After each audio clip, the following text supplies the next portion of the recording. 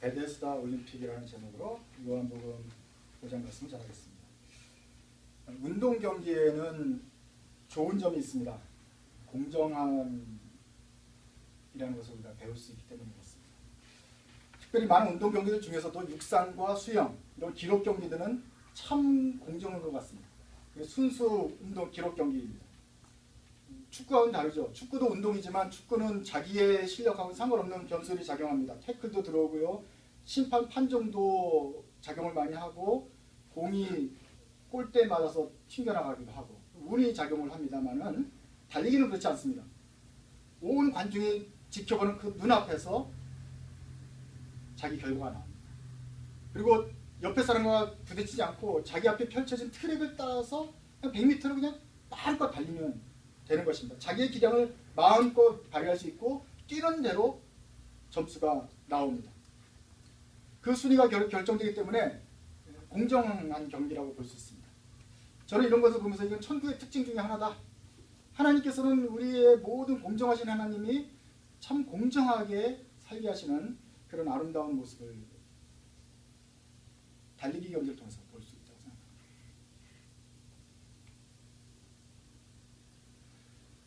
달리기를 그렇게 공정하다고 생각을 하는데 우사인 볼트라는 사람이 뛰는 걸 또 보니까 꼭 그런 것만도 아닌 것 같아요. 우사인 볼트는 자메이카 사람입니다. 최고 기록은 20살 때쯤에 100m를 9.58에 뛰었습니다. 우리가 어른들이 어렸을 때는 100m를 10초 내에 뛰는 것은 인간으로서 불가능하다고 책에 나왔어요. 그런데 이게 불가능한 일이 벌어지고 있는데 그 사람은 계속 자기 기록을 단축해 나가고 있습니다.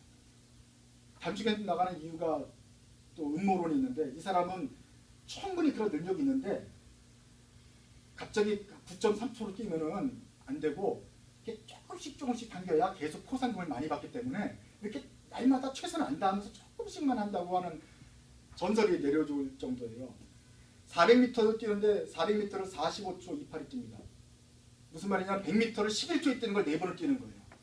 여러분들은 전혀 할 수 없는 꿈의 속도를 그 400m를 그렇게 뛰는 거예요. 그래서 이 사람이 금메달 9개를 땄습니다. 뛰는 걸 보면 덩치도 산만해요. 키가 2m에 가까워요. 196인가 그래요. 그런데 다리도 길기 때문에 그냥 성큼성큼 걸어서 뛰는 거예요. 다른 사람들은 다른 운동선수들도 막 뛰는데 얘는 성큼성큼 하니까 게임이 안 되는 것 같습니다. 100m를 뛰는데 41발자국만 뛰면 된다고 합니다. 공정한 것처럼 보이지만 우사인 볼트라는 사람을 볼 때는 이건 불공정한 겁니다. 왜? 하나님이 그렇게 만들었어요.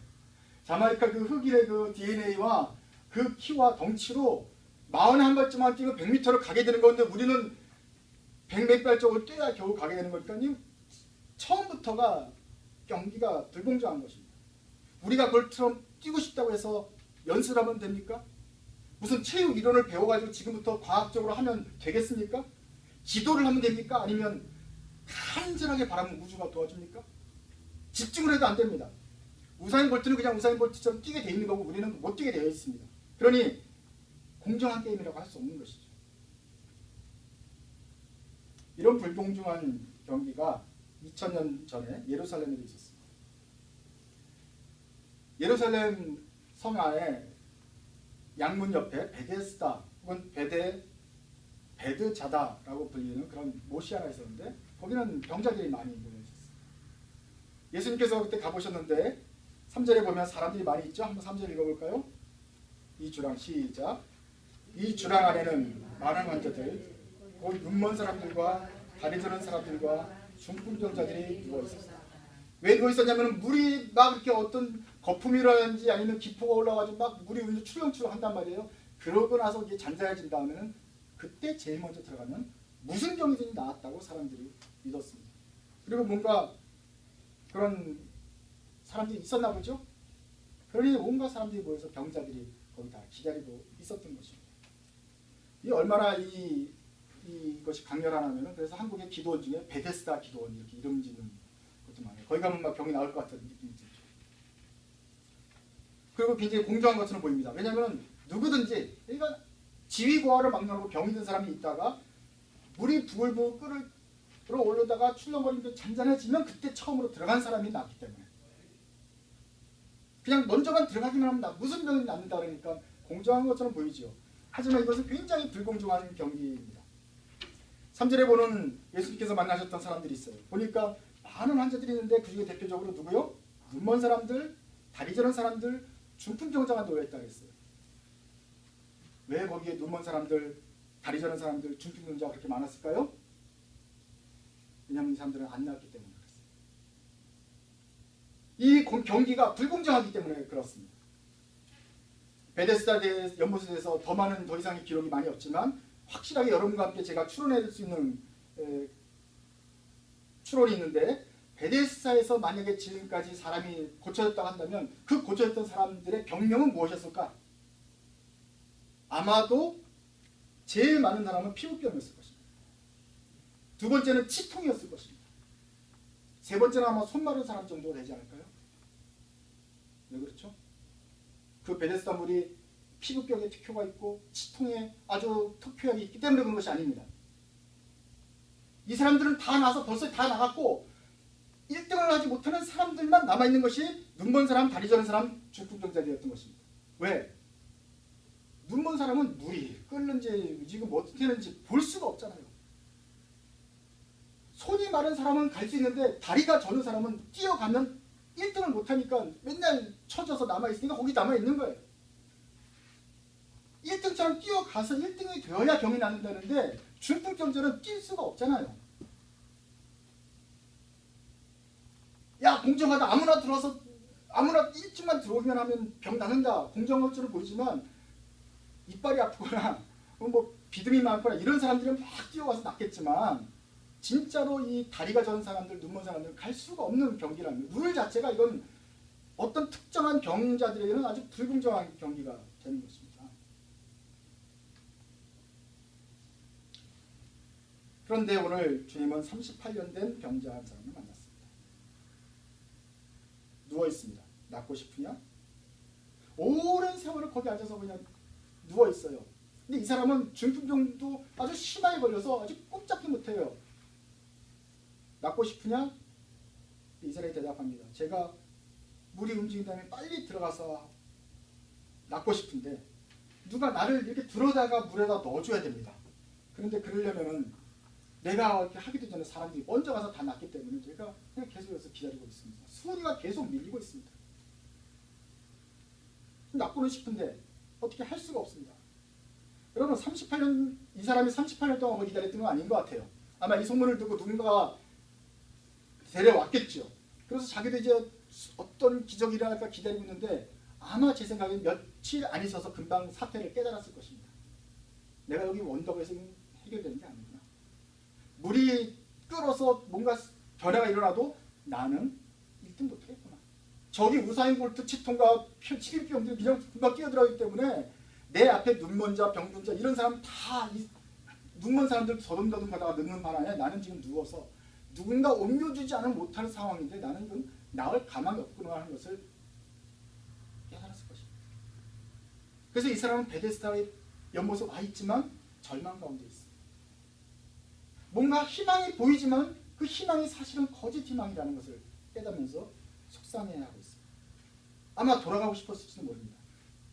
근데 누군가 또 데려가 줄 사람이 있어야 그 사람이 움직이기 때문에 그것도 못하고 그냥 남아있는 게 아닌가 생각됩니다. 생각해 보세요. 지금 예수님께 말하는 것도 웃겨요. 나를 들어다가 못에 넣어주는 사람이 없습니다. 사람들이 다 자기가 낫기 바빠서 없다 이거죠. 근데 있으면 뭐합니까? 자, 4명이 자 들어. 자, 하나, 둘, 셋 하는 순간 벌써 사람이 들어가서 나왔다 그러고 있습니다. 자, 야 모여서 빨리 이번에 우리 다 같이 모여서 하나, 둘 벌써 나. 이게 게임이 될 수가 없는 경기입니다.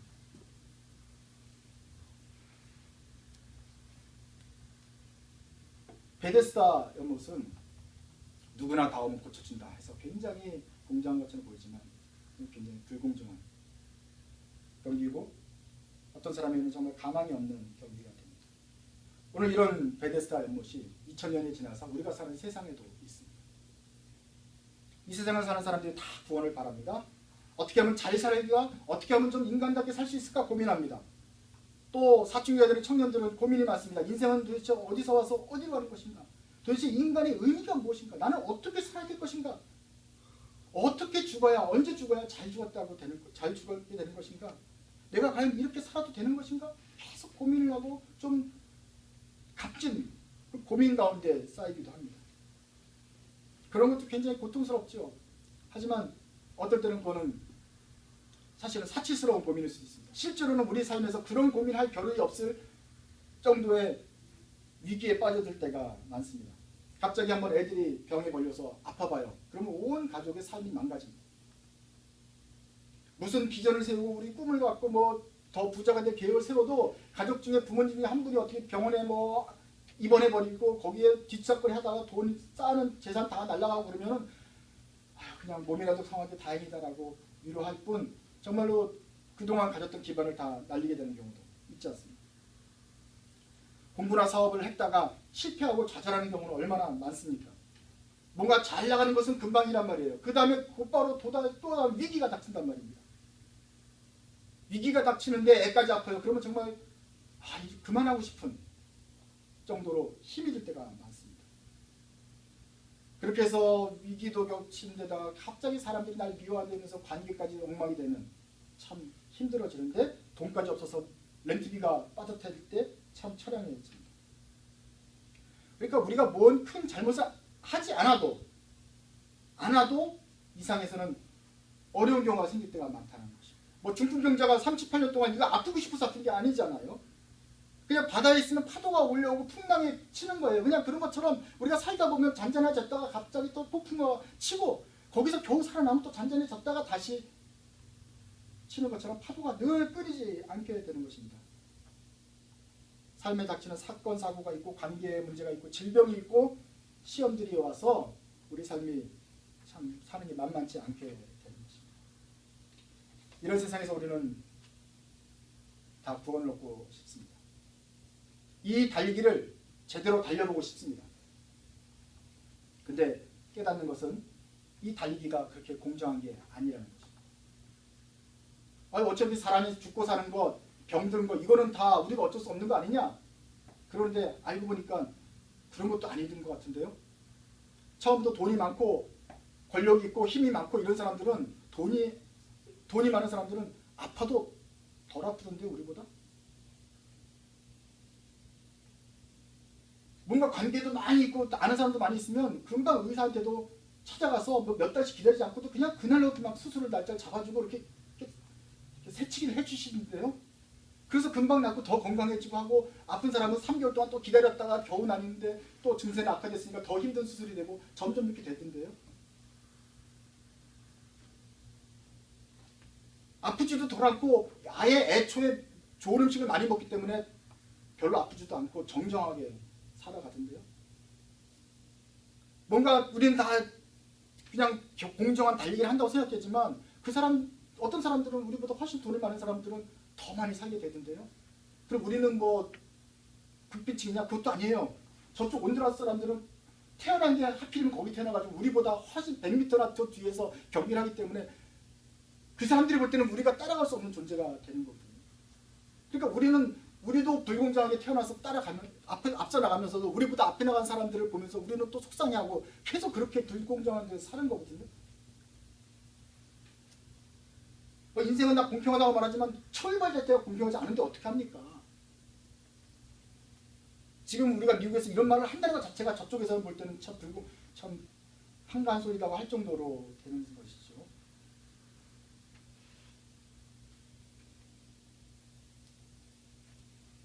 그래서 사는 걸 우리가 알다 보면 생각해 보면 마치 우리 처지가 38년 된 병자 같다 생각이 들 때가 있습니다. 누가 내 자리를 들어가지고 물에다 넣어줬으면 좋겠다.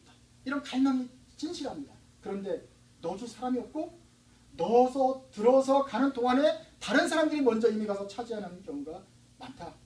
그렇게 해서 게임이 끝나버립니다. 우리가 어쩔 수 없이 그냥 하염없이 누워있어야 되는 것입니다. 그때 예수님이 오십니다. 오셔서 말을 거십니다. 낫고 싶으냐? 구원은 이렇게 찾아옵니다. 내가 뭘 해볼 수도 없고 할 수도 없고 해봤자 이미 게임이 안 되는 곳에서 내 속에서 무슨 선한 게 나올 것도 같지도 않은 곳에서 절망하고 있을 때 주님이 먼저 오십니다. 내 곁에 오셔서 나한테 먼저 말을 걸어주시는 것입니다. 뭔가 잘 살아보겠다고 명상을 하고 자기 반성을 한다고 해서 구원하는 것이 아닙니다. 나을 것이다, 나을 것이다, 난 나을 수 있다, 나을 수 있다라고 주문을 외워도 되는 것이 아니고 율법을 지켜도 소용이 없고 착한 일을 한다고 해서도 구원을 얻을 수가 없습니다. 또 교회 와서 규칙적으로 성경을 읽고 기도를 한다고 해서 얻는 것도 아닙니다. 38년 된 병자가 예수님 만난 것처럼 아무런 소망도 없고 소망이 끊어졌을 때 누워있을 때 그때 주님이 오십니다. 주님이 오셔서 말을 거셨을 때 그때 구원이 시작되는 것입니다. 낫고 싶으냐? 이러한 주님의 음성을 우리가 듣게 되는 순간 그때 우리의 삶이 시작됩니다. 죽었던 삶에서 소망이 생기고 그 음성을 듣는 사람들은 살 것이다 하는 말씀이 응하지게 되는 것입니다. 오늘 이 병자가에게는 이 날이 바로 구원의 날이었습니다. 죽은 거나 다름없었고 38년 동안 죽은 거나 다름없었던 그 몸이 생명을 입었고 그래서 그날이 이 사람에게는 참된 안식일이었으며 진정한 명절이 되었던 것입니다. 우리 인생에 구원이 찾아온다는 것은 바로 이렇게 예수님처럼 예수님이 조용히 오셨던 것처럼 마치 빛이 어둠 속에 비치는 것처럼 소리 없게 바람처럼 어디서 오는지 모르게 예수님이 호령 나타나서 낫고 싶으냐 하고 물으셨던 것처럼 그렇게 말 없이 찾아옵니다. 예수님께서 세상을 사랑한다고 하셨지 않습니까? 그런데 그 세상 중에서도 특별히 우물가에서 눈물 짓는 우리들에게 찾아오셔서 생명을 주신 것입니다. 예수님께서는 낫고 싶으냐 조용하게 말하셔서 우리한테 구원이 찾아왔지만 이게 그냥 거저어진 것은 아니시죠.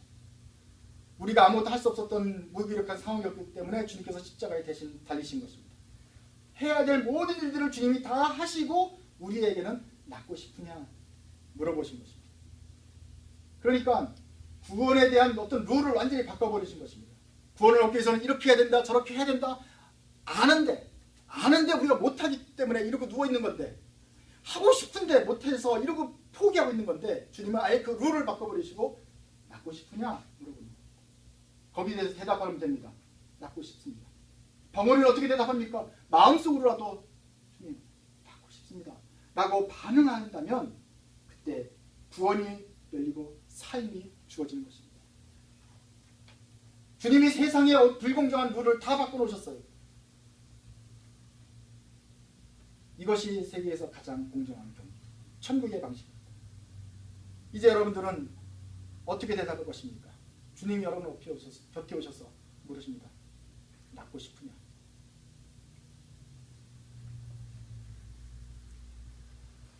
유대인들은 이런 예수님을 보고 딴지를 겁니다.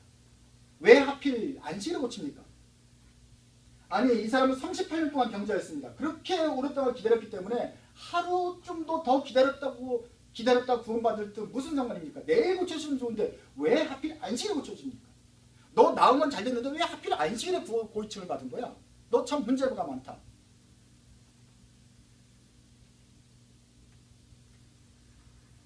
세상 사람들이 우리가 구원받는 것을 좋아할 것 같죠. 우리가 구원받으려고 한다면 그나마 큰맘 먹고 낫고 싶습니다. 예수님 나를 살려주셔서 구원받고 싶을 때 이렇게 방해하는 사람들이 많이 있습니다. 유대인처럼 나타나서 딴지를 거는 것들이 많은데 첫째로는 자기 자존심이 허락을 하지 않습니다. 아니 구원받고 싶어 하는 데는 마음도 있는데 알면서도 정작 남에게 구원해 주세요 이런 말 하기가 되게 힘듭니다. 그게 자존심이 있어요. 그게 죄성인데 그 죄성을 제가 언제 경험했냐면 제가 11살 때 물에 빠져 죽을 뻔한 적이 있어요. 정말 그냥 물을 꼴깍꼴깍 먹는데 근데 창피해가지고 사람 살리라는 소리를 못하겠더라고요. 쪽팔려서. 사람들이 분명 있는데 이 말을 못해요. 그런데 누가 와서 약간 대충 내 표정을 보고 건져준 사람이 정말 예수님 같은 분이 계셨어요. 얼마나 우리가 자존심이 상한지 있는지 몰라요. 그래서 살고 싶습니다. 낫고 싶습니다. 누가 나를 건져주세요. 이 말을 못해요. 그래서 예수님께 못 나와요. 가족들도 그걸 방해합니다. 저 예수 믿어서 구원받겠습니다. 그러면 우리 가족은 종교가 같아야 돼. 교회 안 보내줍니다. 친구들은 도와줄 줄 알아요? 친구들이 우리가 교회 가는 걸 방해하고 막고 야 놀러가자 그러고 자꾸 우리를 막아섭니다. 너 뭐 교회 가면 밥이 나온다고 했느냐 옆에서 놀리니까 그것 때문에 또 못 가게 됩니다. 학교도 방해하고 직장도 방해합니다. 너 대학 가려면 주일날 나와서 공부를 해야 되는 거야. 해야 되는 거야. 이렇게 선생님이 나와서 너희들 가르쳐주는 거는 너를 위한 거 아니냐. 그러니까 주일날 나와. 예배 가는 걸 혼내기도 합니다. 직장에서도 아예 구조적으로 주일날 못 가게 만들어 놓죠. 사람들이 우리가 구원받는 것을 방해한단 말입니다. 마지막으로 교회도 방해합니다. 교회가 좋은 일을 해도 하면 그걸 보고서 갈까 말 건데 교회가 좋은 일을 하지 않고 나쁜 일도 해요. 교회 안에 싸워요. 교회 지도자들이 회개하지도 않고 그리고 제대로 된 교회가 어떤 것이 찾기가 참 힘든 세상이 되었습니다. 그러니까 교회가 구원의 길을 막고 있는 거예요. 말라기 시절에 하나님이 이렇게 말씀하셨어요. 저와 하도 정성 없이 부정한 제사를 막 드리니까 좀 이 성전문을 좀 닫아서 좀 이런 제사를 못 드리게 좀 했으면 좋겠다.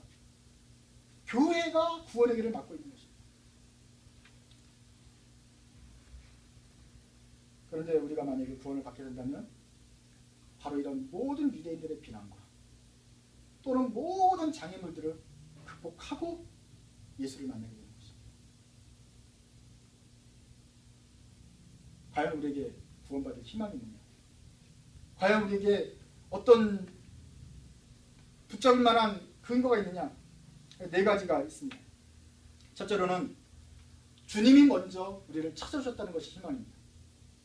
우리가 도무지 살 소망이 없고 방해물이 너무 많고 이거 도저히 예수를 믿을 수가 없고 마음에 의심도 많고 해결이 안 될 때 주님이 먼저 찾아오십니다. 낫고 싶으냐? 두 번째 희망은 주님이 게임의 룰을 바꾸셨다는 것입니다. 가만히만 있어도 불공정하고 도무지 안 될 만한 상황이에요. 기독교 집안에 자라고 맨날 엄마가 교회를 데려다는 사람들은 뭐 훨씬 더 구원받기 쉽고 나는 도무지 안 될 것 같다 생각하지만 주님이 게임의 룰을 바꾸지 않았습니까? 교회에 나온다고 출석한다고 뭐 몇 년 동안 신앙생활했다고 구원받는 게 아니라 우리가 마음으로 주님 받고 싶습니다 라고 고백하면 구원받는다고 하셨으니까 룰을 바꾸셨지 않습니까? 그 음성을 듣기만 하면 산다고 그러지 않습니까? 그래서 요한복음 5장 24절에 내 말을 듣고 또 나를 보내신 분을 믿는 사람은 영원한 생명을 가지고 있고 심판을 받지 않는다. 그는 죽음에서 생명으로 옮겨갔다. 25절 그리고 그 음성을 듣는 사람은 살 것이다. 그 음성을 들리면 희망이 된다는 것입니다. 그래서 38년 돼서 죽은 것이나 다름없는 사람이라도 그 자리를 들고 걸어갈 수가 있게 되는 것입니다. 설사 무덤에 죽었어도 무덤에 묻힌 사람도 살게 되고 그 음성을 들으면 생명을 얻게 됩니다. 그래서 그 음성을 듣는 것이 세 번째 희망입니다. 네 번째 희망은 예수님이 심판하신다는 것입니다. 예수님이 심판하신다고 혼내신다는 것입니다. 마지막 날에 산 자와 죽은 자를 심판하러 오실 것입니다. 이것이 희망입니다. 무섭습니까? 갑자기 심판으로 넘어가니까? 심판한다니까 속상합니까? 왜 예수님이 그러실까? 아닙니다. 이것이 희망입니다. 불공정하고 이미 앞서 나가서 저렇게 불공정한 게임을 하고 그리고 저 뒷사람은 일부러 떨어뜨리려는 이런 불공정한 이 세상을 심판하시고 공정하지 못한 사람, 부정출발하지 못한 사람 다 심판하고 제대로 하는 사람들을 격려하기 위해서 주님이 심판주로 오신다는 것입니다. 만약에 우리가 천국에 가서도 베데스다가처럼 된다면 어떻게 되겠습니까? 모든 사람 다 천국에 와라 그렇지만 여기서 정말 얼굴 예쁜 사람만 하나님 옆에 있고 그러지 못한 사람은 늘 뒤에 있다. 하나님이 우리를 이렇게 만들었는데 왜 우리를 뒤에 가게 하느냐. 굉장히 불공정하잖아요. 천국에서도 그런 불공정이 일어난다면 그게 무슨 천국입니까? 그런데 천국에는 더 이상 베데스다와 같지 않습니다. 예수님께서 악인과 선인을 심판하러 오셨고 심판해서 모든 불의를 제하셨기 때문에 산자뿐만 아니라 죽은 자까지 모든 역사에서 더러운 것과 불공정한 것들을 다 치우셨기 때문에 천국은 정말로 우리가 원하는 대로 하나님께서 바라시는 대로 공정한 경기가 이루어지는 나라가 될 것이다 하는 것입니다. 주님이 그 불공정을 보셨고 가장 불공정한 곳에서 맨 뒤에 서 있는 38년 뒤에서 꼼짝도 못하는 사람이 오셔서까지 말하신 것입니다. 낫고 싶으냐. 이 정도까지 공정한 구원을 주님이 보여주시는 것입니다. 공정하고 밝고 정의로운 세상이 다 온다. 이것이 바로 우리가 가질 소망입니다. 우리는 다 연못에 있습니다. 38년 되었는지 37년 되었는지 40년이 되었는지는 모르겠지만 다 소망이 없이 우물가 곁에 서 있습니다. 주님의 음성을 들으시기 바랍니다. 낫고 싶으냐? 그 음성을 듣는 사람에게는 생명이 살게 될 것입니다. 방해하는 모든 소음들과 잡음들을 물리치십시오. 그리고 주님께 대답하십시오. 낫고 싶습니다. 그러면 주님께서는 이 날을 참된 안식일로 그리고 우리의 삶에서 영원히 기억할 만한 명절로 바꾸실 것입니다. 구원의 날을 열어주시고 생명을 주실 것입니다. 그러므로 주님의 말씀을 들으십시오. 낫고 싶으냐? 그리고 이 말에 여러분의 진심으로 대답하실 겁니다. 기도하겠습니다. 하나님 아버지, 참으로 힘겹게 인생을 살고 있는 저입니다. 안식이 없고 연달아 일어나는 일들 때문에 정신이 없습니다. 과연 우리가 어떻게 제대로 된 삶을 살아야 되겠습니까? 어떻게 시간을 보내야 되겠습니까? 이 세상 속에서 참으로 잘 살고 싶은 많은 방해들이 있는 것을 저희가 알고 저희 속에서도 방해물들이 있는 것을 저희가 알고 낙심해 있습니다. 38년 전 병자에게 찾아오셔서 말씀해 주신 주님, 저에게도 찾아와 주옵소서. 그래서 저희에게도 소망의 말씀을 들려주시기를 원합니다. 주님의 음성으로든지 하나님의 말씀을 읽을 때 우리 마음이 뜨거워져서라든지 아니면 어떠한 방법을 통해서라도 저희에게 그 음성을 들려 주옵소서. 이 생명의 음성이 들릴 때 자존심을 내려놓고 모든 이해가 되지 않는 것들을 잠시 뒤로 물어놓고 주님 앞에 우리의 소원을 고하며 낫고 싶습니다 라고 구원의 그 손길을 붙잡는 우리들이 되게 하여 주옵소서. 그리하여서 생명의 역사가 우리들 가운데 일어나게 하시고 참된 안식일, 참된 명절 맞게 하여 주시옵소서. 영원히 공정하고 평화롭고 참으로 정의로운 그 하늘나라를 소망합니다. 주님, 주님의 나라가 이 땅에 속히 임하게 하여 주시옵소서. 예수님의 이름으로 기도드립니다.